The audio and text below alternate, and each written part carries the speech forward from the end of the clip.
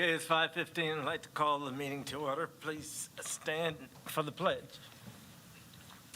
I pledge allegiance to the flag of the United States of America and to the republic for which it stands, one nation, under God, indivisible, with liberty and justice for all. Thank you. I forgot to welcome the audience. Audience, welcome. At this time, we have our school board norms, and I've asked Melissa if she would read those for us. The board developed norms are to share and respect varied opinions and speak with a united voice once a decision has been reached, to prudently prioritize resources in a student-centric manner that aligns with the district's strategic plan, to exhibit a mindset of continuous improvement through adequate preparation for meetings and a commitment to board education, to commit to assessing board effectiveness to ensure high-quality governance for the staff, students, and community of Jamestown. Thank you. Public communication, I don't think we have any tonight. Does anyone have a conflict of interest on anything that was on the agenda to declare? Okay, we should be good. Then the next item 2 is our consent agenda, which we can consider all at once, or if there's something that someone wants to pull off specifically and discuss, we can sure do that. What would be your wishes? Motion we approve is printed. Okay, motion by Roger. Second by Melissa to approve the consent agenda as printed. Any question? Hearing none, all in favor of the motion say aye. Aye. Opposed, same sign. Motion carries. Item 3, our regular agenda. I don't think we have anything for recognition. Item A tonight. B, there's no correspondence. C, reports. We don't have anyone from the student council, so we'll go down to Superintendent-elect Dr. Leck's report. Thank you. You have my written report, and one thing I didn't reference in here that I would like to is October is Principals Month. Just want to recognize the principals for the work that they do.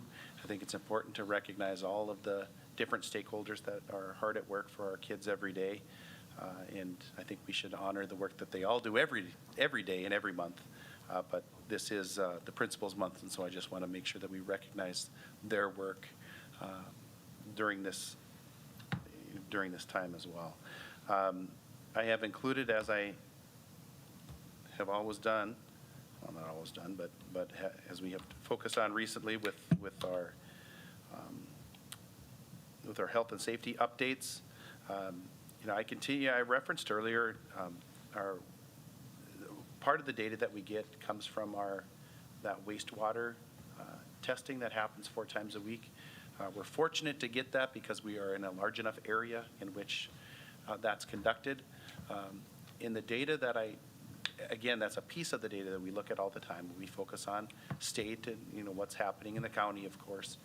We look at what's happening in the school, in the community, but we focus a lot on what's happening in our school. And that's great information for us, but there is value to looking at what's happening. And I found that the wastewater testing results do give us a very good 1 to 2 week early warning sign, and it is, the reason for that is that what has been found out is that the concentration of the virus is higher in the waste management, in waste, in that testing, the earlier in the period of time. So it almost acts like an early warning sign. And so when we see a higher uptick in those wastewater numbers, we know that it's likely that an increase in numbers is coming as well. What we've seen a slight uptick in numbers in terms of positives, although we've seen kind of a stabilization or a consistent number with our household contacts. But we've seen a slight uptick in those positive numbers. The positive numbers are a little bit closer to where they were in December, January numbers. We've used that for a little bit of context. So that uptick has been a little bit higher, but I will say that the impact for household contacts is about 25% of what it was in December. So we're seeing that uptick in positive. We aren't seeing the same corresponding uptick in household contacts. That's been pretty consistent for us. But I do think that the different data that we receive really helps us hone in on what's happening in our school. And so I provided those numbers. As always, I'm happy to answer any questions you might have related to the health and safety updates. I'll just pause in the event there are.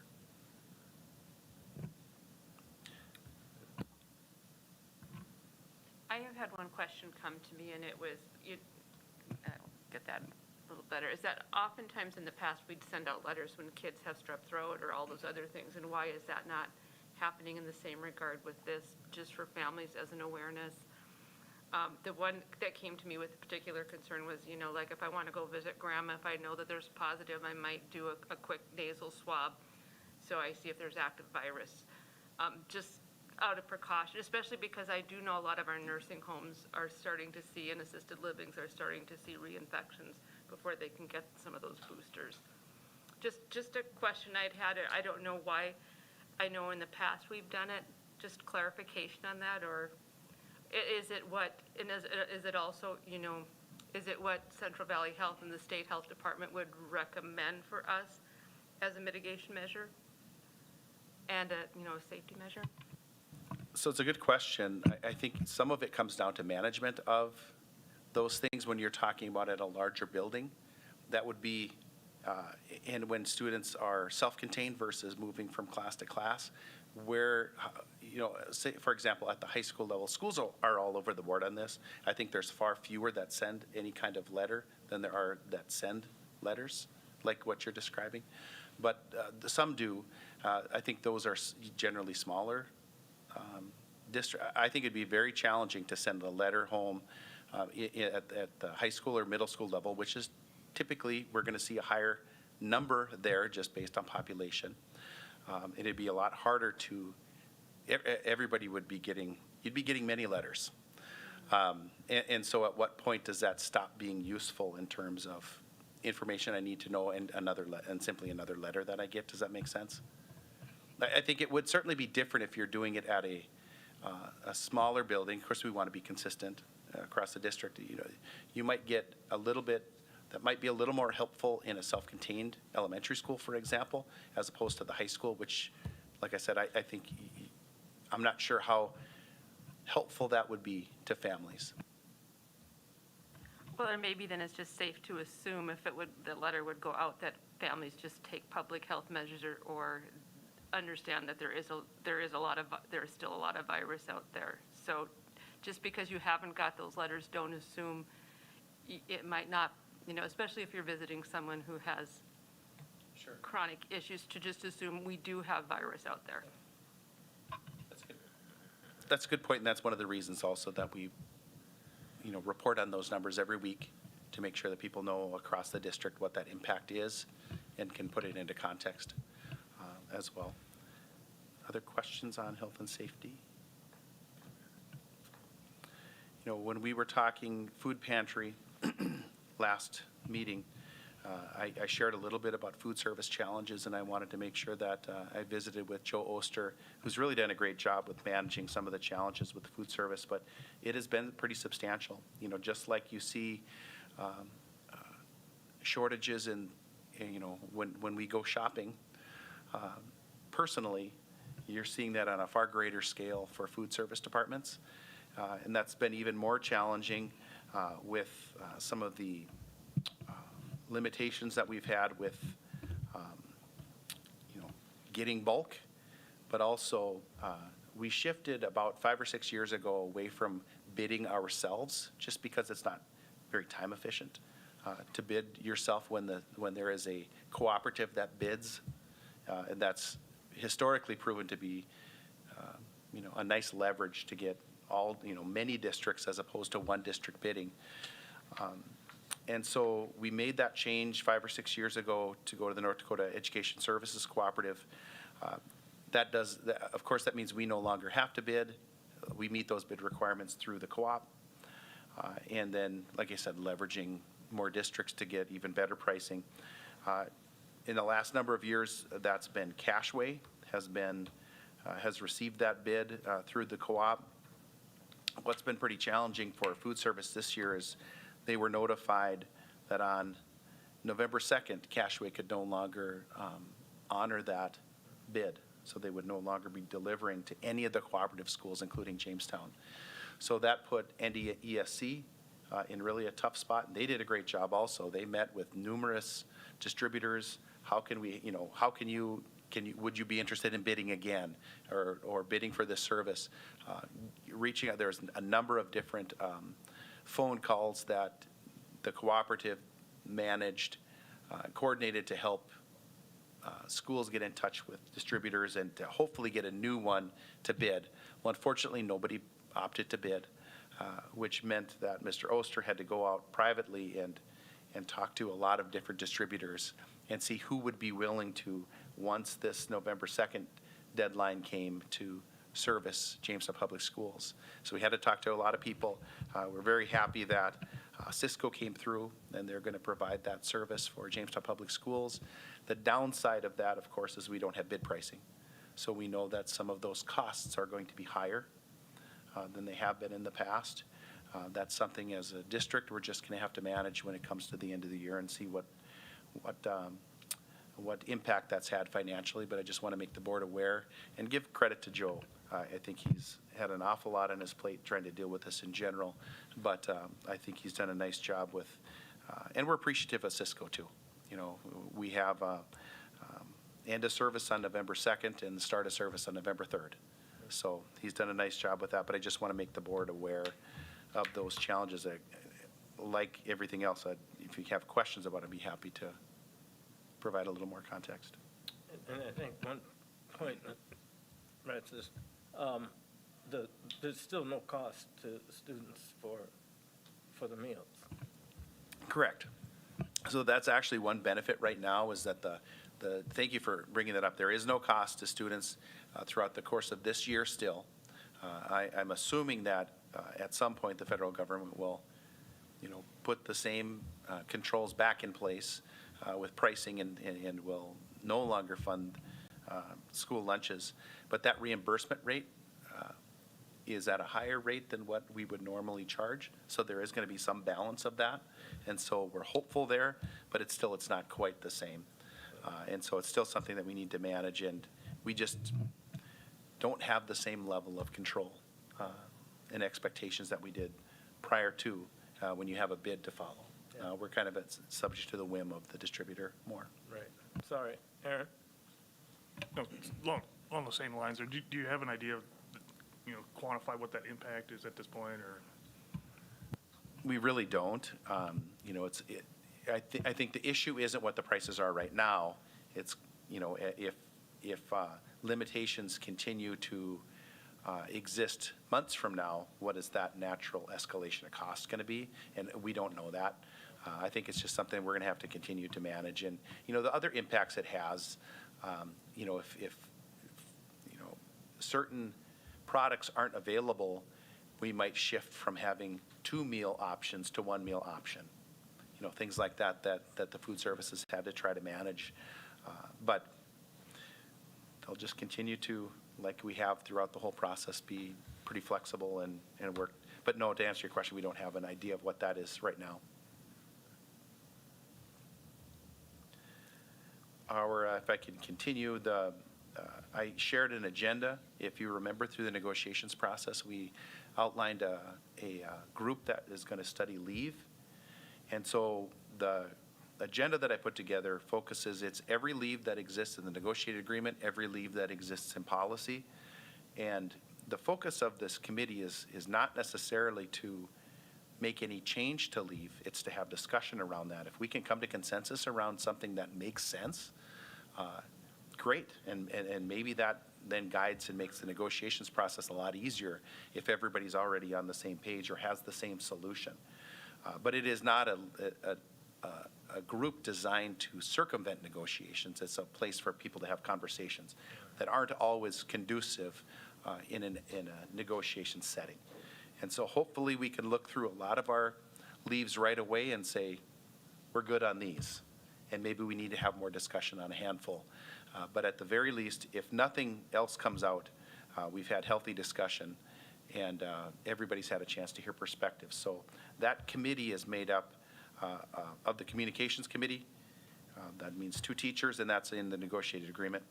2 teachers, board member, myself, and then Sally was also put on that leave committee in the negotiations process as the HR director as well. So I'm looking forward to that. We actually start that committee next week. So looking forward to that. I have included the superintendent evaluation timeline just for your awareness. We had an interesting opportunity that came up, and I was on a Zoom meeting 2 weeks ago to explore e-care. Central Valley Health, they did a nice job with contacting me and seeing if this is something that we would be interested in looking at. And through those discussions, we found out that they also have a grant-funded pilot program that actually one of our schools would potentially qualify for. And the focus of that is on diabetic care. And we do have one of our buildings that has a higher than average diabetic population. And so they are a great candidate for this. And so very, very reduced cost. We could implement this as a pilot, and actually at no cost, implement this as a pilot in that building and see if there's something more that could come from this. I think we can all realize that with almost 2,200 students across 5 elementary schools, a middle school, a high school, an alternative program, and a transition house, 1 FTE nurse, pretty hard to get around to suit everybody's needs, especially when you're looking at things like diabetic care. Everybody needs that support at the same time. They're usually around lunch or snack times. You see that care being needed. And what this would do is not just support the diabetic students through this pilot grant, and that's funded for 3 years, but it would also allow any student in that school to receive the same access to the e-care program. And so that's a certified nurse that's on the other end talking to students, and they have devices that can, otoscopes and thermometers that can run through, and they get all that information collected. And it's I got to see a little demo of it, and it's actually pretty interesting. But at this point, the idea would be to unless I hear differently from the board, would be to try this pilot at one of our elementary schools and see if it works. And if it works, maybe there's greater opportunities moving forward. But it's just really exploratory at this time. And like I said, the grant is for 3 years, and it's focused on diabetic care. So we would have to provide a little bit more information, a little more support for those students, and information for the program. And the families would have to agree to be a part of that care program. But I think it could be a win-win situation for the district, for the school, for the students, and for the families. So questions on that at all? Here, the next item I had is kind of a disappointing situation, but we knew this was coming, but it is still a disappointing thing. With all the dollars in our state with ARP funds and ESSER funds that have come in, we have had for many years the state automated reporting system. If you ever hear me talk about STARS, that has been around about as long as I've been a superintendent, which is not, is a while now. And it's a very antiquated system. It's been around a lot longer than it should have been without being updated. If you think about technology, and if you're still running the same system you were running 15, 16, 17 years ago with only minor change, that's a pretty antiquated system. So this is something that's been known for quite a while. And although there were some ESSER funds available, it was determined that we would take $60 to $80 per pupil from this year's state funding. So that's what will be assessed to upgrade STARS. while I'm happy that we're updating stars, I wish it wasn't coming from our per pupil amounts. The benefit of that is we knew this was coming. If this had not been part of the plan, we would have got a 0.5% increase this year and 1% next year, instead of 1%, 1%. So it was, this was something that everybody knew about. It was part of the discussion. It's still disappointing, but it is what it is, and we just have to accept that this is moving forward. I will say the 1%, the benefit of having it part of, the 1% as part of the, having it deducted this way is that increase is generally perpetual. So a 1% means a 1% on a higher amount. And then that's perpetuates into next legislative cycles too. So that was the rationale for it being part of a deduction instead of a separate fund amount. But the cost is about $10 million to upgrade stars. It's long overdue. I'm glad it's happening, even if it happened this way. But that just wanted to make you aware that is coming. So a few items left on my report. I have a question. Oh, I'm sorry. Go ahead. Is that expected to make, having used stars myself, I can see why it needs, is it expected to make it easier for our principals and our people who have to update information in it and streamline that so it doesn't, it could take a whole day and sometimes many glitches to try and get stuff done and then still not always have it work. So just, is that stuff expected to correct itself and be more time efficient for the people who are using it? A good question. Yes, it's designed to be more efficient, and it should allow us to work through multiple platforms and not have to report certain data that gets pulled from PowerSchool or gets pulled from other, right. And that's gotten better over time with stars, but it still is not as seamless as it could be. And what we would hope, it's something like our enrollment data, for example, that pulls automatically from PowerSchool, but it's not seamless. So better integration between systems, more time efficient, a little more talking to some of the reporting systems that we have. So yes, I would say it's going to save time ultimately. It's definitely a needed enhancement for sure. I also included in visiting with this actually came from a different requirement or a different report that we shared out, but we started to gather some enrollment data for the CTC, and so I shared those numbers by program since 2008, and I think it's, really what it's showing is that our programs are growing. At least most of the programs are growing. Some are fairly stable, but our programs are growing, our enrollment is growing, while our overall enrollment is decreasing.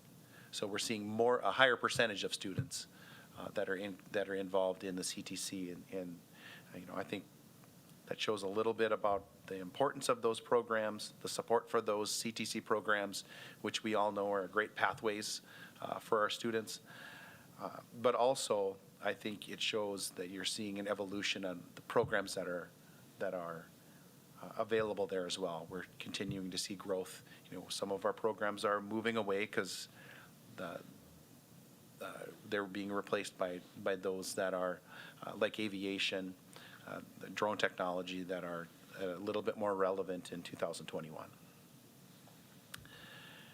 I included an opportunity for the Be Legendary board training. I'm not necessarily advocating one way or the other for this, but I wanted to make the board aware that it exists. They're looking for 1 to 3 school districts or school boards that would be willing to participate in the Be Legendary School Board Leadership Institute. You can see that flyer. I think it's a nice opportunity, whether it's right, if everybody could make that kind of commitment. But I think it is always a needed opportunity to improve and enhance and provide more opportunities for school boards as well. The last thing I had in my report was funding for special populations. Like you've been familiar with ESSER funds and ESSER 1, 2, and 3. We've had some other opportunities like the broadband grant that are specifically related to the pandemic and some of the federal programming. And special education is not, is also included in that, and there's two different funding opportunities. The behavioral health grant, and that is, that flows actually through the Department of Health. And so that is based on the percentage of Medicaid billing. That's how our allocations have been determined. So for that program, the behavioral health program, that's about $159,000, and that is only available in the 21-22 school year. And I linked them together because I think really what the services are going to end up, when a budget is presented to the board, and these are just kind of preliminary examples that we've talked about with special education. But the ARP funds are for 21-22, so really want to focus on certain priorities, in particular behavior management, additional support for outside evaluations. That's what we see the biggest need for, and we want to make sure that we have those budgeted in both years to make sure that we get those services provided. And there's some other areas in there that I've written out that you can see. But again, the ARP funds, that's 21-22, 22-23 school years. And that allocation is $235,000 or about that, $159,000 for the behavioral health grant, but that's only 21-22. And so a budget will be forthcoming. I've had preliminary conversations with Heidi Beddoe in special ed, and she'll be working on the budget. We'll review that, and then we'll bring that to the board when it's ready. A lot of focus on behavior management, supplies, curriculum. We're going to try to tie into the work that we've done already with flexible seating and use the ARP funds to help accelerate, at least for special ed, some of that flexible seating as well, and use those ARP funds for that. But like I said, my biggest priority here is making sure that we have the behavior management support for students, for staff, and for families in both of those years. And so when that budget comes, you'll see that that's a fairly significant priority there. But with that, I would stand for questions. Diane? Going back to the School Board Leadership Institute, do you know if the breakout session would occur on Friday? And how do we determine if our board is interested? So I'm not sure when that breakout session. I have to wait until that menu or the schedule is created or shared. So I'm not sure when that is. But if the board would want to participate, you would just, as a board, collectively say, we want to do this, and you'd make the commitment to go and register. Any other questions? I was just curious if on the special populations funding, would some of that be able to be used to help with hiring more paras and getting more individualized paras into some of the classrooms, or is that not? Well, I think technically it could be. I would say that those would be general fund expenses. We typically, the general fund allocation is generally not the problem with hiring paras.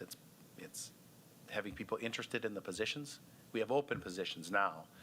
We could, I think, fund for at least for 2 years some personnel through that, although I haven't seen the regs. Maybe, I'd have to look in that. But I think the bigger issue is interest in the position as opposed to the funding source, because we already have positions open that we can't fill. Yeah. Sure.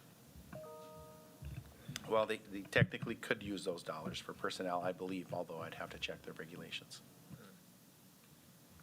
Okay, thank you. Any other questions? Thank you for your report. Item D, Board Education. I think we're going to postpone that and reschedule. Item E, Old Business. We don't have any I just want to take a quick pause here. I didn't say at the beginning, Heidi Heim is joining us for the record on the telephone. So, item F is new business. Number 1 is activities. We don't have anything there. Buildings and grounds, nothing there. Curriculum assessment and instruction, nothing there. Item 4 is finance. We have the general fund balance that you can click on, and that's for information, but we do need to approve the monthly financial reports. Item B. Motion by Roger.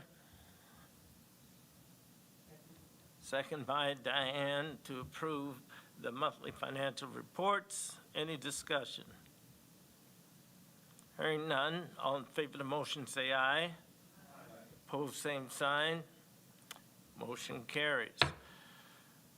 Item 5 is personnel. Under personnel, we have a request for release from contract, and that information has been provided. And I guess we would need to discuss what steps. Did you want to add something, Dr. Lett? Just my recommendation, whenever we have a release from contract request, we're in mid-year. It would be very hard. I think we can all be sympathetic to anybody's needs. It becomes a challenge to make sure that our students have a qualified and adequate teacher in the classroom. My suggestion, my recommendation is to post the position and see if we can find an adequate replacement before you consider a release from contract. Aaron? With the enrollment then, is it 63 kids that are in that particular class then, right now? There's a large number of students in the program. It's been a very successful program. Mr. Hall has done an excellent job with growing that program. But yes, there's 63 students in the program as of right now, or around about there.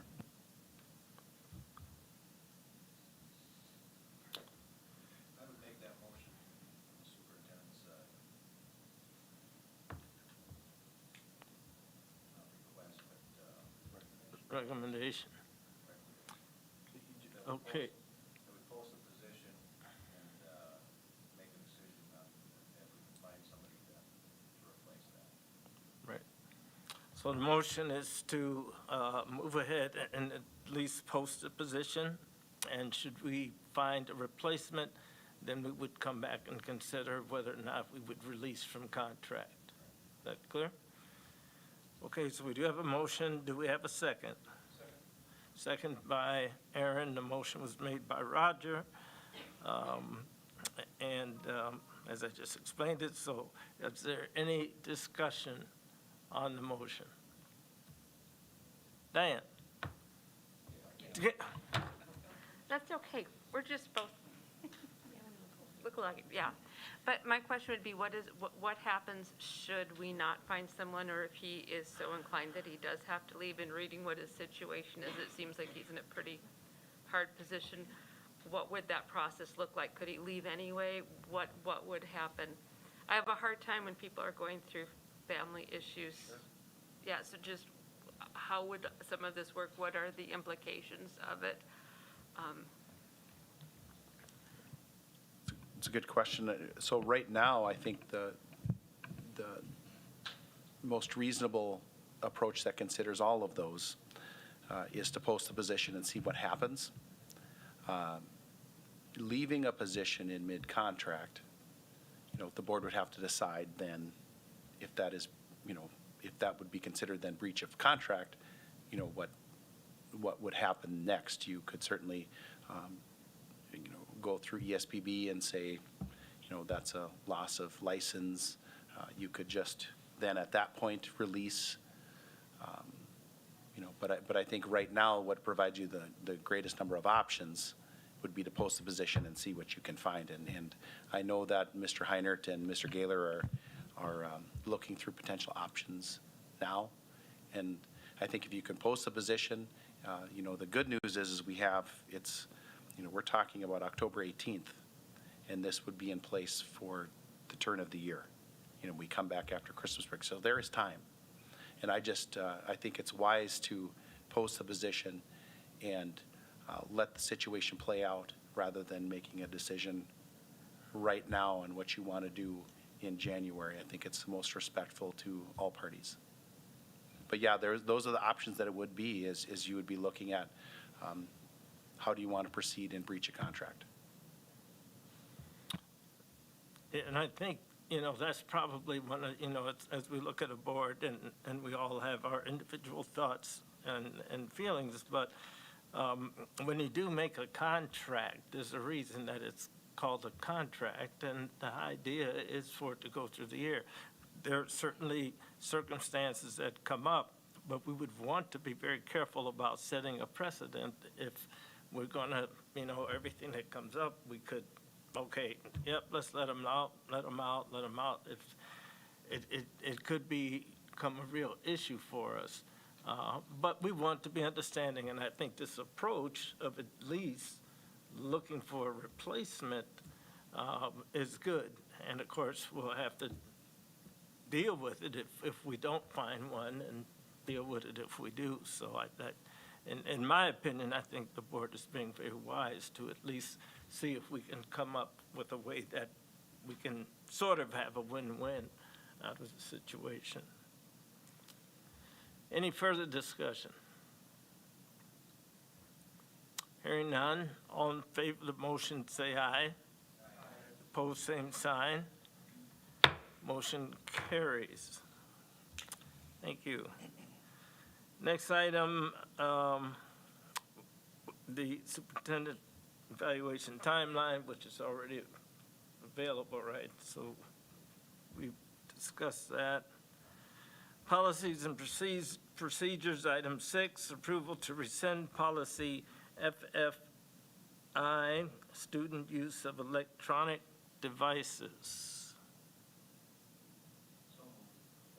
Can I have a comment before we do? Yes. Just want to share a little bit.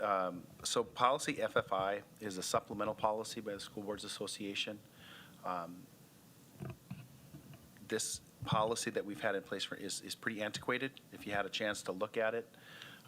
It more recently came as something I needed to review, which prompted me to then reach out to School Boards Association, look at their template, made a few changes based on practice here.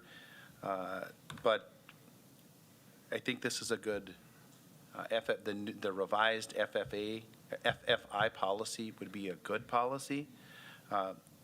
The recommendation I would have, our current FFI is, as I said, very antiquated, and I think moving on from that is wise. It certainly meets practice.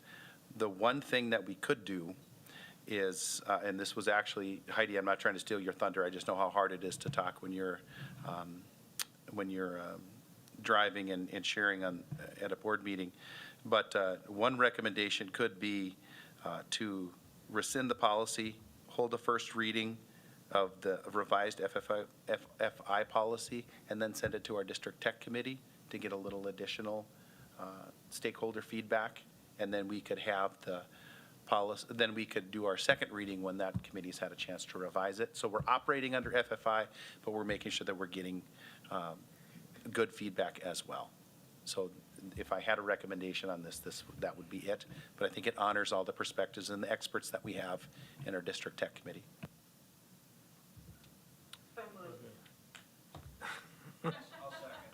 Okay, we have a motion by Heidi, second by Roger, to approve, to rescind policy FFI, student use of electronic devices. Any discussion? And then a first reading of the, okay, go ahead. Are we combining those? Okay, I didn't know what we were, okay. Okay. Any discussion? Hearing none, yeah, Diane. That's okay. I'm going to get a name tag. It's just a clarification that this will go back to the technology committee for our technology committee to look and make it our district zone, since it came from the school board association, if I heard that correctly? So the motion that's on the floor right now is just to rescind our antiquated FFI, and then you'll act in hopefully just a bit on approving the other policy. Yeah. Thank you, Gail. Any further discussion? Hearing none, all in favor of the motion, say aye. All opposed, same sign. Motion carries. Item 1 under that is the approval of the first reading of policy FFI, student use of personal technology FFI policy. And the recommendation that I would have to that, if a motion to approve the first reading would be, then to also refer that to the district tech committee, and that we would have a second reading once there has been an opportunity to provide some feedback on the policy. I would make the motion to approve the first reading and send it to committee. Okay. We have a motion. Is there a second? Okay, we have a motion by Roger, second by Melissa. Gail? So if they come up with things that they would like to change, do we have to go through another first reading, or can we accept those in the second reading? So just to, how that would look. So the minor non-substantive changes, you could just do a second reading. Yep. And just make minor changes. If there are significant change, you would want to give the opportunity for the public to, again, have that first reading before you would do a second. Yeah, and that's kind of been our practice. If we find that there are major differences, we might want to reconsider their recommendations. But in a lot of cases, in the second reading, we usually end up pretty good. But we'll take that option when we see it. Any further discussion? So the motion and the second is to approve the first reading of policy FFI, student use of personal technology, FFI policy, and to have our tech committee review it before we go into the second reading. Any questions? Hearing none, all in favor of the motion say aye. Aye. Opposed, same sign. Motion carries. Item 7 is a tuition, approval of a tuition agreement for 2 ninth grade students to attend Beach Public School for the 2021-22 school year. Motion by Gail. She had her hand up. That's okay, Roger. Second by Roger. And I owe Gail a lot tonight, so.